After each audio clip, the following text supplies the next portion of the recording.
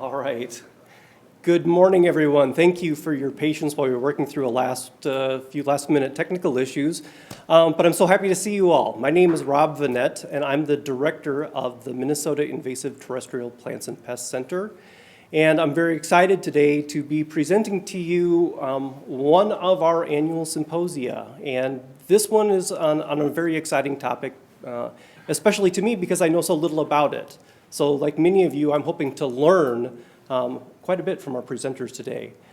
We're here to talk about drones in invasive species management as an area of growth in bringing together both science and management around a broad array of invasive species issues.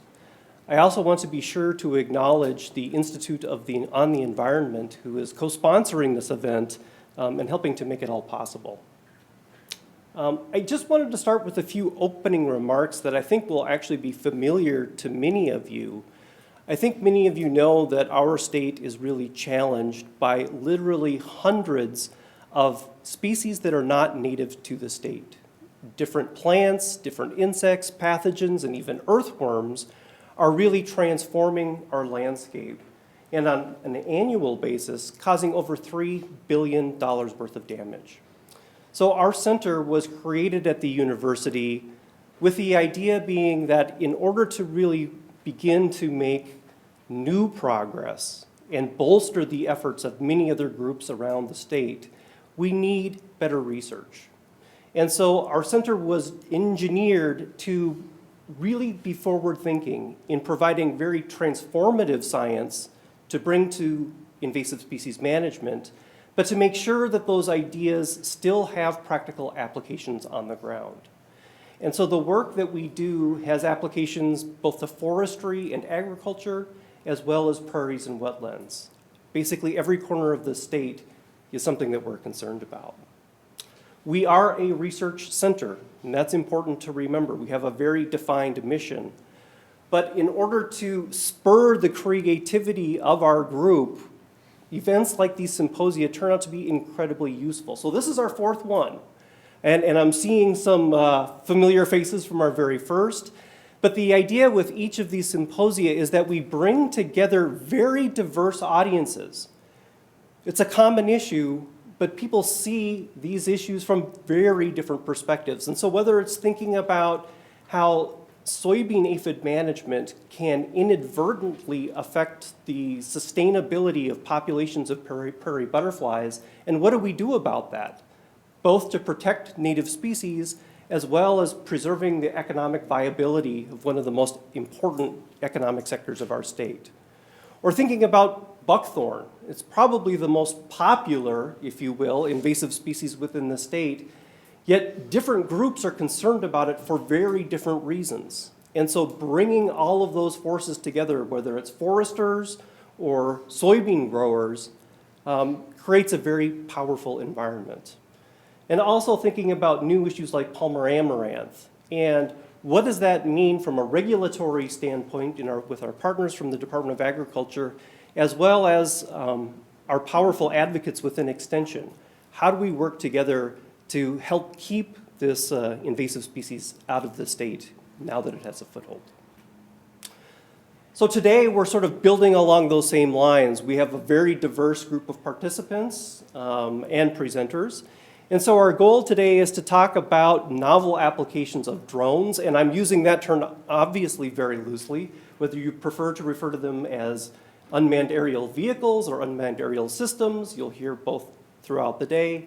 But to talk about how they can be used for invasive species management. We're also very fortunate to have leaders on the technology side to talk about where new developments in drone technology is going, and then ultimately to have some discussion about how we could use drones to improve invasive species management within the state. There are several folks that I need to be sure to thank. Dr. Demoz Jebra Exabier, from the College of Science and Engineering, is a leader in aerospace engineering. And so we're very pleased to have his insights on how to pull this event together. As well, Dr. Janine Cavender-Bears from the College of Biological Sciences.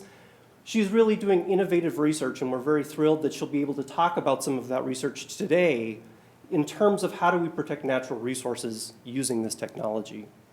And then finally, Monica Chandler with the Minnesota Department of Agriculture.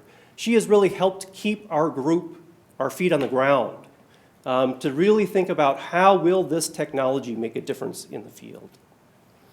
I also want to be sure to thank the Environment and Natural Resources Trust Fund, as well as the Minnesota Research and Promotion Council.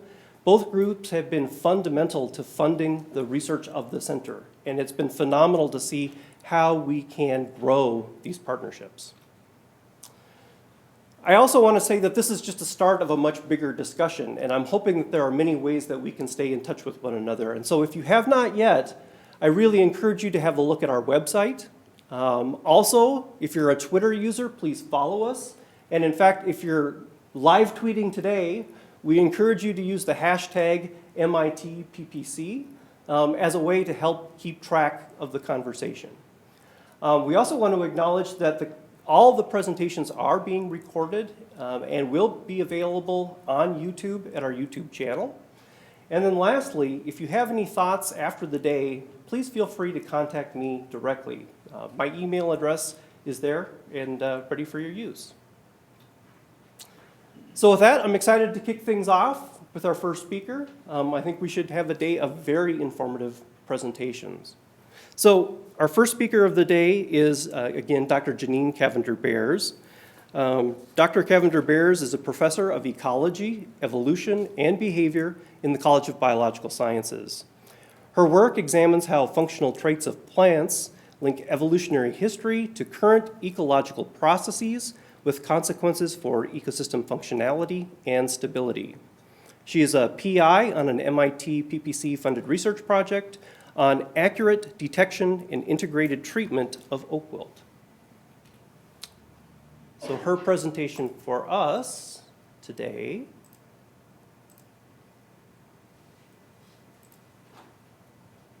is on prospects and challenges for the detection of oak wilt using UAVs. Janine. Do I need a microphone? This will pick up pretty well, and if you want a mic up.